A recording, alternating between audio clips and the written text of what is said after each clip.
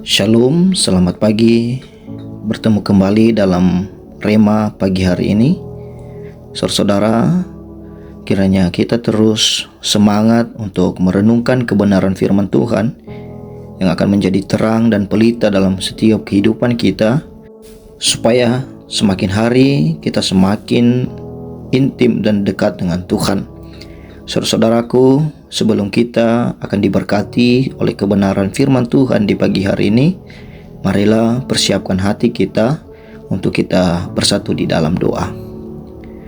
Ya Tuhan, terima kasih hari ini.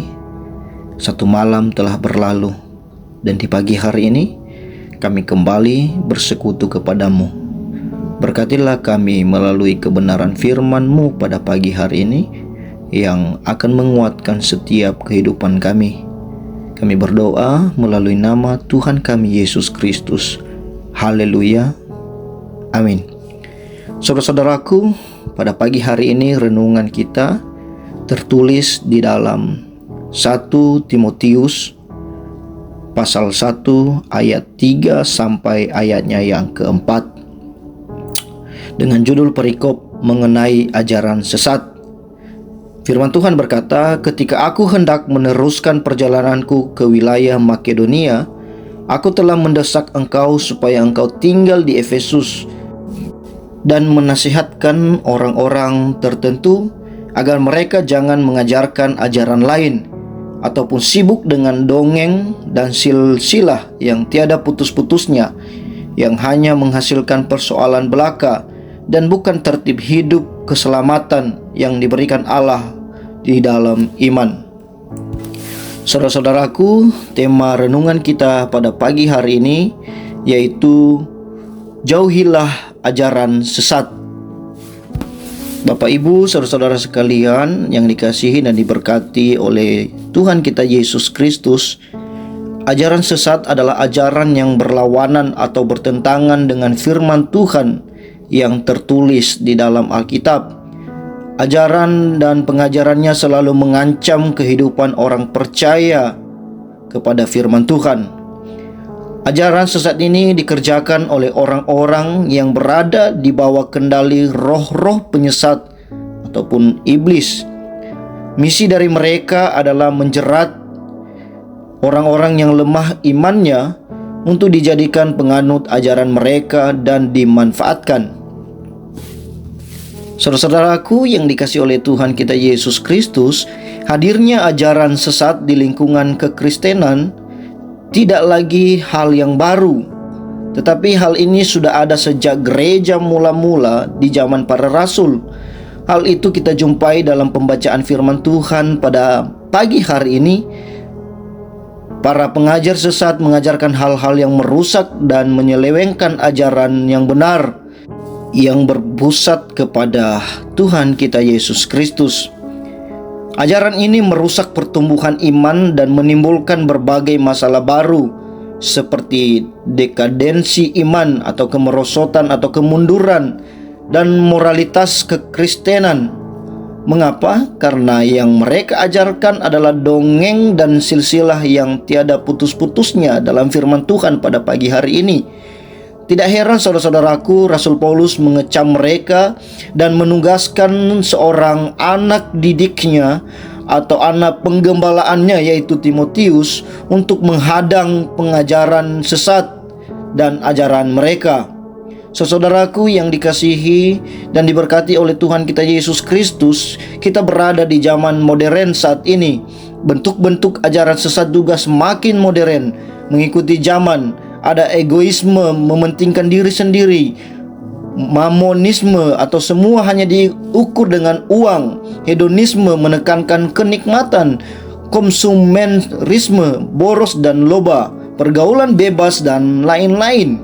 Saudara-saudara yang dikasihi oleh Tuhan, bahkan ajaran-ajaran sesat ini tidak hanya muncul dari luar kekristenan, tetapi ada pengajar-pengajar sesat yang sengaja menyusup di dalam tubuh kekristenan, yang mengajarkan hal-hal yang bertentangan kepada iman kekristenan, fundamental dari iman kekristenan. Misalnya, dalam kekristenan kita berpegang erat dan kita diajarkan oleh Alkitab bahwa keselamatan hanya didapat melalui Yesus Kristus. Tetapi pengajar-pengajar sesat ini yang juga memakai Alkitab, yang mengatasnamakan pengajaran mereka dari Alkitab dan melabelkan mereka adalah Kristen, tetapi pada dasarnya pengajaran mereka tidak sesuai dengan kekristenan. Mereka berkata bahwa keselamatan bisa didapat di luar Kristus, keselamatan bisa didapat hanya melalui perbuatan baik dan berbagai hal yang lain. Bahkan pengajaran sesat yang sedang berkembang hari-hari ini, mereka meragukan keabsahan Alkitab. Mereka berkata bahwa tidak semua isi dari Alkitab relevan untuk kehidupan kita di zaman sekarang. Pengajaran-pengajaran seperti inilah yang melenceng dan jauh daripada kebenaran.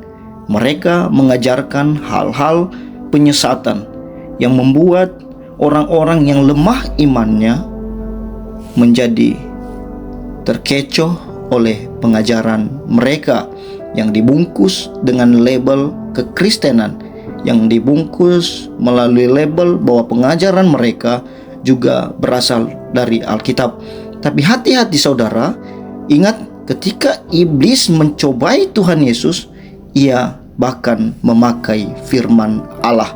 Jadi orang-orang yang mengajar di luar dari kebenaran firman Tuhan, sekalipun mereka mengutip Alkitab, mereka mengajarkan hal-hal yang sesat. Dan kita patut mewaspadai hal ini, saudara-saudaraku. Jauhilah pengajaran-pengajaran seperti ini yang mengajarkan bahwa keselamatan bisa didapat di luar Tuhan Yesus Kristus. Ingat, dalam firman Tuhan berkata, di bawah kolong langit ini tidak ada satu nama pun yang olehnya kita bisa diselamatkan kecuali Yesus Kristus.